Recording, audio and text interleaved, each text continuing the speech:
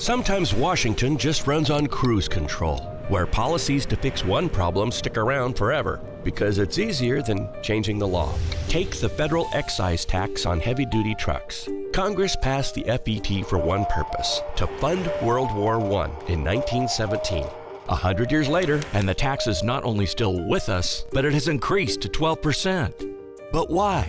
Excise taxes are usually levied to discourage buying harmful things like cigarettes.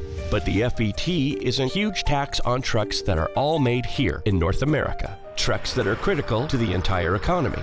This 12% tax on most heavy-duty trucks adds tens of thousands of dollars to the cost of a new truck. Higher costs mean fewer new trucks and fewer American jobs. The tax also hurts the environment.